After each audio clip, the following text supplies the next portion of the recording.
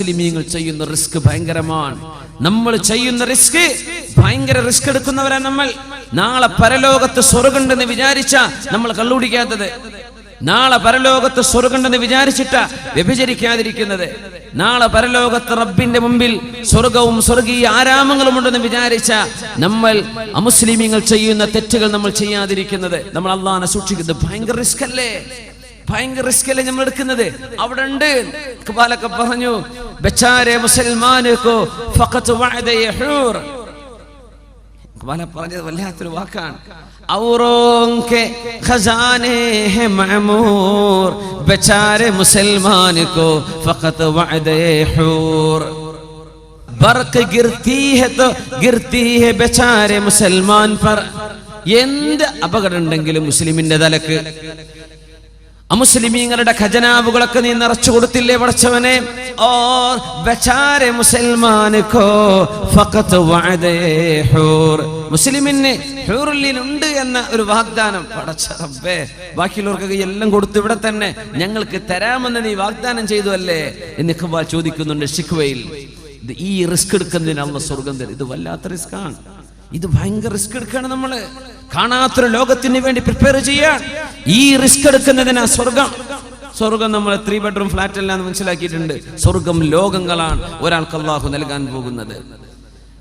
സൂര്യൻ പടിഞ്ഞാറ് ഉദിച്ചാൽ ഇവരിത് ചെയ്യും. മസീഹു ദജ്ജാൽ വന്നു കഴിഞ്ഞാൽ ആളുകൾ വിശ്വസിക്കും.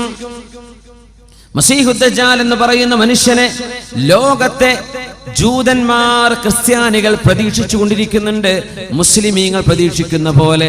പക്ഷേ നമുക്ക് അഷ്റഫുൽ ഖൽഖ് സ്വല്ലല്ലാഹു അലൈഹി വസല്ലം ദജ്ജാലിനെ കുറിച്ച് വിശദമായി പറഞ്ഞു തന്ന പോലെ ഒരു നബിയും ഒരു സമൂഹത്തിനും പറഞ്ഞു കൊടുത്തിട്ടില്ല.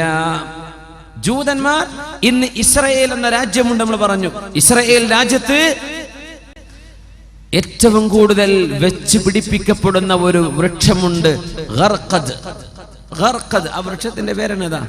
ഗർഖദ്. ആ വൃക്ഷം നമ്മള് റോഡ് സൈഡിലൊക്കെ ചെടികൾ വെച്ച് പിടിപ്പിക്കൂലേ, പാർക്കിലൊക്കെ, അതുപോലെ ലക്ഷക്കണക്കിന്. ഡോക്ടർ ഉമർ അബ്ദുൽ കാഫിരിക്ക് പറയുണ്ടായി, എത്രയോ 16 മില്യണോ, ആ ചെറിയ രാജ്യത്തെ 16 മില്യണോളം ഗർഖദ് വൃക്ഷങ്ങൾ അവർ വെച്ച് പിടിപ്പിച്ചു കഴിഞ്ഞു. എന്താ സംഭവം എന്നറിയോ? ലോകത്ത് അവസാന ഒരു യുദ്ധം നടക്കാൻ പോകുന്നുണ്ട് ഈസാ നബി അലൈഹിസ്സലാമിന്റെ കീഴിൽ മുസ്ലിമീങ്ങളും ജൂതന്മാരും തമ്മിൽ. അതിൽ ബൈത്തുൽ മുഖദ്ദസ് മുസ്ലിമീങ്ങൾക്ക് കിട്ടും. ജൂതന്മാർ അടിയറ പറയും, മുസ്ലിമീങ്ങൾ ജയിക്കും. ആ യുദ്ധം നടക്കുമ്പോ എല്ലാ വൃക്ഷങ്ങളും കല്ലുകളും മുസ്ലിമിന് അനുകൂലമായി സംസാരിക്കുന്ന കല്ല് പറയും, യാ മുസ്ലിം തആൽ, ഇങ്ങോട്ട് വാ മുസ്ലിമേ, എന്റെ പിന്നിൽ ജൂതൻ ഇരിക്കുന്നുണ്ട് എന്ന് വിളിച്ചു പറയും, ഒറ്റുകൊടുക്കും. ഇല്ലൽ ഗർഖദ, ഗർഖദ് എന്ന വൃക്ഷമല്ലാതെ, ഫഇന്നഹാ മിൻ ഷജരിൽ യഹൂദ്, അത് ജൂതന്മാരുടെ മരമാണ്, ആ മരം വിളിച്ചു പറയൂല. ഈ മരം മില്യൺ കണക്കിന് നട്ടുപിടിപ്പിച്ചു കഴിഞ്ഞു. അപ്പൊ നമ്മൾ ഈ പറയുന്ന ഹദീസിനെക്കാളും വലിയ വിശ്വാസം ജൂതന്മാർക്ക്. അവരുറപ്പിച്ചു കഴിഞ്ഞു. അവര് മസീഹു ദജ്ജാലിനെ വിളിക്കുന്ന പേരാണ് ആന്റി ക്രൈസ്റ്റ്, ഈസാ നബിയുടെ എതിരാളി. ഈസാ നബിയുടെ എതിരാളി, ആ വാക്കിന്റെ പേരെന്നതല്ലേ? Anti Christ. ഈസാ നബിയുടെ എതിരാളി ആര് വിളിക്കുന്നു? ജൂതന്മാർ. ക്രിസ്ത്യാനികളും മസീഹു ദജ്ജാലിനെ ഇന്ന് വിളിക്കുന്ന പേരെന്താ? ആന്റി ക്രൈസ്റ്റ് വരാനുണ്ട്. ജൂതന്മാർ പ്രഖ്യാപിച്ചു കഴിഞ്ഞു, ആന്റി ക്രൈസ്റ്റ് വന്നാൽ ഞങ്ങൾ ലോകത്തിന്റെ ഭരണം ഏറ്റെടുക്കും, ഞങ്ങൾ ജയിച്ചടക്കും. ആന്റി ക്രൈസ്റ്റ് വന്നാൽ അല്ലാഹുവിന്റെ റസൂൽ പറയുമായിരുന്നു, മസീഹു ദജ്ജാൽ ഈസാ നബി അലൈഹിസ്സലാമിനെ കണ്ടാൽ യദൂബു കമാ യദൂബുൽ മിൽഹു ഫിൽ മാ, വെള്ളത്തിൽ ഉപ്പ് ഡിസോൾവ് ആകുന്ന പോലെ, ഉപ്പ് ഉരുകിത്തീരുന്ന പോലെ ഈസാ നബിയെ കണ്ടാൽ ഈ മസീഹു ദജ്ജാൽ എന്ന ദുഷ്ടനായ മനുഷ്യൻ ഉരുകിത്തീരുമെന്ന് റസൂലുള്ളാഹി സ്വല്ലല്ലാഹു അലൈഹി വസല്ലം. ഈ മസീഹു ദജ്ജാലിനെ വധിക്കുന്നത് മഹാനായ ഈസാ നബി അലൈഹിസ്സലാമാണ്. ഈസാ നബിയാണ്. യഖ്തുലുഹു ഈസാ ഇബ്നു മറിയം, ഈസാ നബി, മറിയമിന്റെ പുത്രൻ ഈസാ നബി മസീഹു ദജ്ജാലിനെ വധിക്കുക തന്നെ ചെയ്യും. എവിടെ വെച്ച്? ബിബാബ് ലുദ്, ലുദ് എന്ന നഗരത്തിന്റെ വാതിൽക്കൽ വെച്ചിട്ട്. ലുദ് ഇന്നത്തെ ഇസ്രായേലിലെ, പലസ്തീനികൾ എന്ന് പിടിച്ചടക്കിയ ഇന്നത്തെ ഇസ്രായേൽ എന്ന് പറയുന്ന ടെറിറ്ററിയിലെ പ്രധാനപ്പെട്ട നഗരമാണ് ലുദ്. ഇസ്രായേലിന്റെ എയർപോർട്ട് കിടക്കുന്ന ഭാഗം ലുദ്ദാണ്. ആ ലുദ്ദിൽ വെച്ചിട്ട് മസീഹു ദജ്ജാലിനെ ഈസാ നബി പിടികൂടാ. പരിശുദ്ധ റസൂലുള്ളാഹി സ്വല്ലല്ലാഹു അലൈഹി വസല്ലം ഈസാ നബി മസീഹുദ് ദജ്ജാലിനെ പിടിക്കുന്ന സ്ഥലം ഇന്ന് ഇസ്രായേലിന്റെ എയർപോർട്ട്. നബി തങ്ങൾ പറഞ്ഞു, അവൻ യാത്ര പുറപ്പെടാൻ നിൽക്കുന്ന നേരത്തായിരിക്കും ഈസാ നബിയെ പിടിക്കാൻ. വല്ല ഫ്ലൈറ്റും കയറി പോകാൻ നിൽക്കായിരിക്കും, എമിഗ്രേഷൻ കഴിഞ്ഞിരിക്കുന്ന നേരത്തായിരിക്കും ഈസാ നബി പിടിച്ച് കൊണ്ടുവരുന്നത്. ഈ രീതിയിൽ ആധുനികന് മനസ്സിലാകത്തക്ക രീതിയിൽ ഹദീസിന്റെ വചനങ്ങൾ ശരിക്ക് പച്ചയിൽ പുലർന്നുകൊണ്ടിരിക്കുന്ന കാലമാണിത്. ആരാണ് മസീഹുദ് ദജ്ജാൽ? അവനിവിടെ ഉണ്ടോ? എന്താണ് അവന് സംഭവിച്ചത്? എന്താ നമുക്ക് കാണാൻ പറ്റാത്തത്? അവൻ ആരെങ്കിലും കണ്ടവരുണ്ടോ? നബി സല്ലല്ലാഹു അലൈഹി വസല്ലം തങ്ങളുടെ കാലം ആ ഗോത്രത്തിലെ 30ഓളം ആളുകൾ അവർ ഒരു യാത്ര പോവുകയാണ്. ആ യാത്രക്കാരിലുണ്ട് മഹാനായ സുഹാബി തമീമുദ് ദാരി റളിയല്ലാഹു അൻഹു.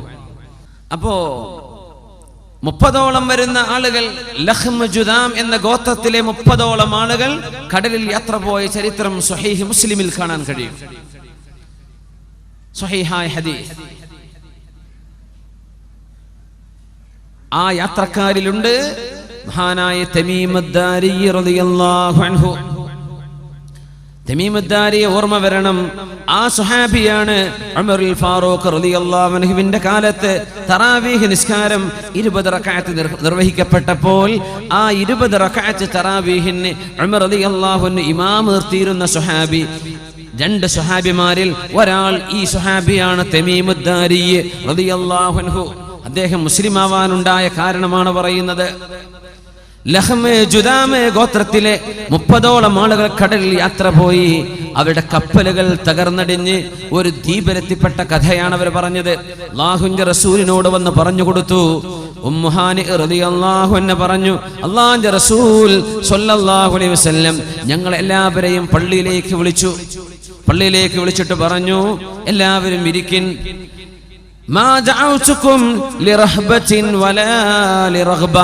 നിങ്ങളെ പേടിപ്പിക്കാനോ സന്തോഷിപ്പിക്കാനോ ഒന്നുമല്ല ഞാനിപ്പോൾ വിളിച്ചത്.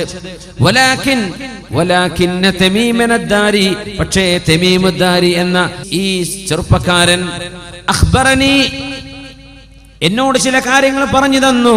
ആ കാര്യങ്ങൾ ഞാൻ നിങ്ങളെ പഠിപ്പിച്ച അതേ വസ്തുതകളായി അദ്ദേഹം കണ്ടിരിക്കുന്നു.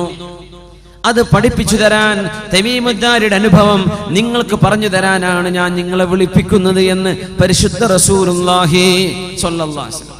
സ്വഹീഹ് മുസ്ലിമിന്റെ ഹദീസ്. ഇതെന്തല്ല ദഈഫ് അല്ല, എന്തല്ല മൗദൂഉൻ തള്ളിക്കളയുന്ന ഹദീസ് ഒന്നുമല്ല. എന്താ സ്ട്രോങ് ഹദീസാണ് സ്വഹീഹ് മുസ്ലിം.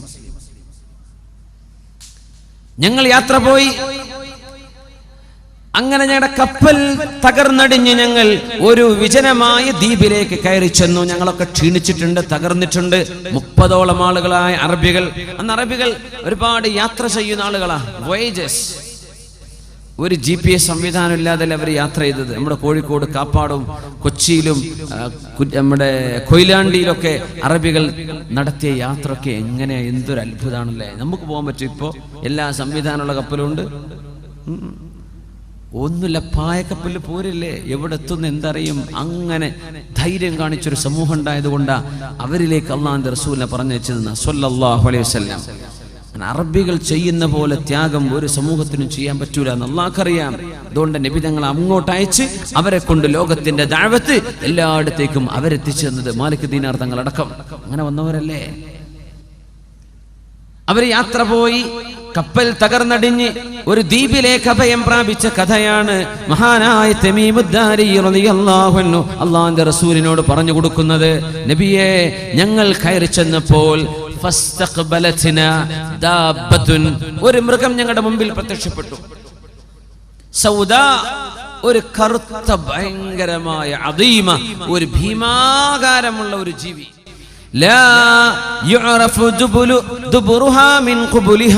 അതിന്റെ മുൻവശമേതാണ് പിൻവശമേതാണെന്നും കണ്ടാൽ അറിയുന്നില്ല. ആകെ രോമാവൃതമായ ഒരു ജീവി. ആ ജീവിയെ കണ്ടപ്പോൾ ഞങ്ങൾ പേടിച്ചു നബിയെ. ഞങ്ങൾ ചോദിച്ചു, മാ അൻത, ഈ ആരാണ് എന്ന് ചോദിച്ചു. നീ എന്താണ് ചോദിക്കന്നെ. മാ അൻത, അത് വിചാരിച്ചത് മറുപടി പറയില്ല. ആ സാധനം മറുപടി പറഞ്ഞു. അതാണ് അത്ഭുതം. ആ ജീവി ഞങ്ങളോട് മറുപടി പറഞ്ഞു, അനൽ ജസ്സാസ, ഞാൻ ജസ്സാസ എന്ന മൃഗമാണ്. ഞങ്ങൾ ചോദിച്ചു വമൽ ജസ്സാസ, എന്താണ് ജസ്സാസ എന്ന് പറഞ്ഞാൽ? ആ മൃഗം പറഞ്ഞു, ഞാൻ ആരാണെന്ന് നിങ്ങൾക്കറിയണമെങ്കിൽ ഇൻതഖിലൂ ഇലാ ദൈരിൻ തഹ്ത, ആ താഴ്ഭാഗത്ത് ഒരു ഗുഹയുണ്ട്, അവിടെ ഒരാൾ ഇരിക്കുന്നുണ്ട്, അയാളോട് പോയി ചോദിച്ചാൽ അയാൾ പറഞ്ഞു തരും ഞാൻ എന്താണെന്ന്. ഇവര് പറയാ, നബിയേ ഞങ്ങൾ പേടിച്ചു പോയി, ഞങ്ങൾ വിചാരിച്ചു ഇന്നഹാ ജാന്ന, ഇത് പിശാച് പെണ്ണ് ജിന്നാണോ എന്ന് പേടിച്ചു നബിയേ. ഞങ്ങളുടെ ഭാഷയാണ് ഈ മൃഗം സംസാരിക്കുന്നത്. ഇത് പിശാച്ചാണോ ഞങ്ങൾ പേടിച്ചു. പക്ഷെ ഞങ്ങളോട് പോകാൻ പറഞ്ഞു, താഴേക്ക് നടക്കാൻ വേണ്ടി പറഞ്ഞു, നടന്നു ചെന്നു. അവിടെ ഒരു ഗുഹയുണ്ട്. ആ ഗുഹയിൽ ഭീമാകാരമുള്ള ശരീരമുള്ള ഒരു മനുഷ്യനെ ഞങ്ങൾ കണ്ടു നബിയെ, ഞങ്ങൾ കണ്ടു. ചങ്ങലകളിൽ ബന്ധിച്ചൊരു മനുഷ്യൻ കിടക്കുന്നുണ്ട്. ഞങ്ങൾ ചോദിച്ചു, മൻ അൻത, നിങ്ങൾ ആരാണ്? മുടിയെല്ലാം ചുരുളൻ മുടിയുള്ള ഭീമാകാരമായ ശരീരമുള്ള ഒരു ചെറുപ്പക്കാരൻ, ഭയങ്കര ചങ്ങലകൾ, കൈകാലുകൾ ചങ്ങലകളിൽ ബന്ധിതനാണ്. നീ ആരാണെന്ന് ചോദിച്ചു. ആ മനുഷ്യൻ പറഞ്ഞു, ഞാൻ ആരാണെന്ന് പറഞ്ഞു തരാനിരിക്കട്ടെ, നിങ്ങൾ ആരാണെന്ന് എനിക്ക് പറഞ്ഞു തരിൻ. ഖുൽനാ, ഞങ്ങൾ പറഞ്ഞു, ഉനാസും മിനൽ അറബ്, ഞങ്ങൾ അറബികളാണ്, ഞങ്ങൾ കപ്പലിൽ യാത്ര പോയതാണ്, ഞങ്ങൾ വഴിതെറ്റിപ്പോയി കപ്പൽ തകർന്ന് ഞങ്ങൾ ഇങ്ങോട്ട് എത്തിപ്പെട്ടതാണ്. നിങ്ങൾ അറബികളാണല്ലേ? അതെ, ഞങ്ങൾ അറബികളാണ്. എനിക്ക് ചില ചോദ്യം ചോദിക്കാനുണ്ട്. അഖ്ബിർനി അൻ നഖ്ലി ബൈസാൻ, ബൈസാൻ ഈത്തപ്പനത്തോട്ടം എങ്ങനെയുണ്ട്? ഇന്നത്തെ ജോർഡാനിലെ ഈത്തപ്പനത്തോട്ടത്തിന്റെ പേരാണ് ഈ പറയുന്നത്. ബൈസൻ ഈത്തപ്പനത്തോട്ടം എങ്ങനെയുണ്ട്? ഞങ്ങൾ പറഞ്ഞു, കസീറത്തു ഷജർ, ഇഷ്ടംപോലെ മരങ്ങളുണ്ട്, കായ്ക്കനികളുണ്ട്. അപ്പൊ ഇയാൾ പറഞ്ഞു, അമാ ഇന്നഹു, തീർച്ചയായും ഒരു കാലം വരും, ആ ഈത്തപ്പനത്തോട്ടത്തിൽ ഒന്നുപോലും കായ്ക്കാതെ നിൽക്കുന്ന ഒരു കാലം വരാനുണ്ട്. അഖ്ബിർനി അൻ ബുഹൈറത്തി തൊബരിയ, തൊബരി തടാകത്തെ കുറിച്ച് പറഞ്ഞു തരൂ. ഷാമിലെ തൊബരി തടാകത്തെ കുറിച്ചാ ചോദിക്കുന്നത്. തൊബരി തടാകം ശുദ്ധജലമാണ്. ഇവര് പറഞ്ഞു, കസീറത്തുൽ മാ, ഒരുപാട് വെള്ളമുണ്ട്. എന്നാൽ നിങ്ങൾക്കറിയണോ, ആ വെള്ളമൊക്കെ വറ്റി വരണ്ടു പോകുന്നൊരു സമയം വരാനുണ്ട്. അടുത്ത ചോദ്യം, അഖ്ബിർനി അൻ ഐനി സുഗർ, സുഗർ എന്ന അരുവിയെ കുറിച്ച് പറഞ്ഞു തരൂ. സുഗർ വെള്ളത്തെക്കുറിച്ച്, വെള്ളച്ചാട്ടത്തെക്കുറിച്ച്. അവര് പറഞ്ഞു, ഫീഹാ മാ, അതിൽ വെള്ളമുണ്ട്, ആളുകൾ കുടിക്കുന്നുണ്ട്, കുളിക്കുന്നുണ്ട്, കൃഷി നനക്കാൻ ഉപയോഗിക്കുന്നുണ്ട്. എന്നാ കേൾക്കണോ, ആ വെള്ളവും വറ്റിപ്പോകുന്നൊരു സമയം വരാനുണ്ട്. ഇതൊക്കെ പറഞ്ഞിട്ട് ഈ ആളാരെന്ന് പറഞ്ഞു കൊടുക്കുന്നില്ല. എന്നിട്ട് ചോദിച്ചു, അഖ്ബിർനി അൻ നബിയിൽ ഉമ്മിയീൻ, അക്ഷരാഭ്യാസമില്ലാത്ത, എഴുത്തും വായനയും അറിയാത്ത ഒരു സമൂഹത്തിലേക്ക് നിയോഗിക്കപ്പെട്ട അന്ത്യപ്രവാചകനെ കുറിച്ച് എനിക്ക് പറഞ്ഞു തരൂ. അവര് പറഞ്ഞു, മുഹമ്മദ് റസൂലുള്ളാഹിയെ കുറിച്ചാണോ നിങ്ങൾ ചോദിക്കുന്നത്? ആ നബി ലോകത്ത് വന്നിട്ടുണ്ട്, മക്കയിൽ നിന്ന് മദീനത്തേക്ക് വന്ന് താമസമാക്കിയിട്ടുണ്ട്. ഇയാൾ ചോദിച്ചു, എങ്ങനെയാണ് ജനങ്ങൾ ആ നബിയോട് പെരുമാറുന്നത്? ശത്രുതയിലോ അല്ല അനുനയത്തിലോ? പറഞ്ഞു, കുറെ ആളുകൾ ശത്രുതയിലാണ്, കുറെ യുദ്ധമൊക്കെ നടന്നു, കുറെ പ്രശ്നങ്ങളൊക്കെ നടന്നു, കുറെ ആളുകൾ പിൻവച്ചിട്ടുണ്ട്.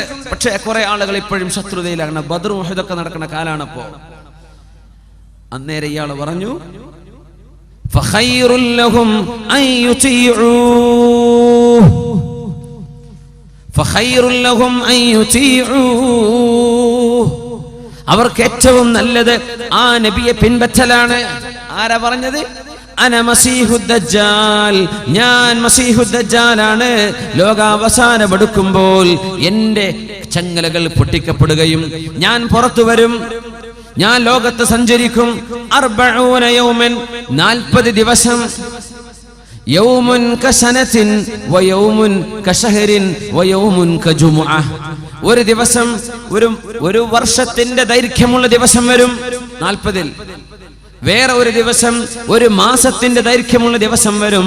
വേറെ ഒന്ന് ഒരാഴ്ചയുടെ ദൈർഘ്യമുള്ള ദിവസം വരും. ബാക്കി 37 ദിവസങ്ങൾ സാധാ ദിവസങ്ങളായിരിക്കും. ഞാൻ ലോകത്തിന്റെ എല്ലാ ഭാഗത്തും സഞ്ചരിക്കും. ഗൈറ മക്ക, വത്വൈബ, മക്കയൊഴികെ ത്വയ്ബ ഒഴികെ ബാക്കി എല്ലായിടത്തും ഞാൻ എത്തും. അമ്മാ മക്കത വത്വൈബ ഫതഹറുസുഹൽ മലായിക, മക്കയിലേക്കും മദീനയിലേക്കും എനിക്ക് കടക്കാൻ കഴിയില്ല. ആ നേരം മക്കക്കും മദീനക്കും അള്ളാഹുവിന്റെ മലക്കുകൾ കാവൽ നിൽക്കുകയായിരിക്കും, എനിക്കടുക്കാൻ പറ്റില്ല. ഇവിടെ എത്തിയപ്പോൾ റസൂലുള്ളാഹി സ്വല്ലല്ലാഹു അലൈഹി വസല്ലം അവിടുത്തെ കയ്യിൽ ഊന്നുവടിയുണ്ട്. ആ വടി മിമ്പറിൽ കുത്തിക്കൊണ്ട് പറഞ്ഞു, ഹാദിഹി ത്വയ്ബതു ഹാദിഹി ത്വയ്ബതു ഹാദിഹി ത്വയ്ബ, ഇതാണ് ആ ത്വയ്ബ എന്ന മദീന. എന്റെ മദീനയുടെ പേരാണ് ത്വയ്ബ, എന്റെ മദീനയാണവൻ ത്വയ്ബ എന്ന് പറഞ്ഞത്. ഇതാണ് ത്വയ്ബ, ഇതാണ് ത്വയ്ബ, ഇതാണ് ത്വയ്ബ എന്ന് റസൂലുള്ളാഹി സ്വല്ലല്ലാഹു അലൈഹി വസല്ലം ക്രിസ്ത്യാനികളായ 30ഓളം ആളുകളോടാണ് അവർക്കൊക്കെ ആ നബിയെ പിൻപറ്റലാണ് നല്ലത്. ഈ വാക്കുകൊണ്ട് തിരിച്ചു വന്നപ്പോൾ എനിക്ക് മുസ്ലിമാവണം നബിയെ, എനിക്ക് കലിമ ചൊല്ലിത്തരൂ നബിയെ, എനിക്ക് ഷഹാദത്ത് പറഞ്ഞു തരൂ നബിയെ എന്ന് പറഞ്ഞ് കലിമ ചൊല്ലി ഷഹാദത്ത് ചൊല്ലിയ സ്വഹാബിയാണ് തമീമുദ്ദാരി റളിയല്ലാഹു അൻഹു.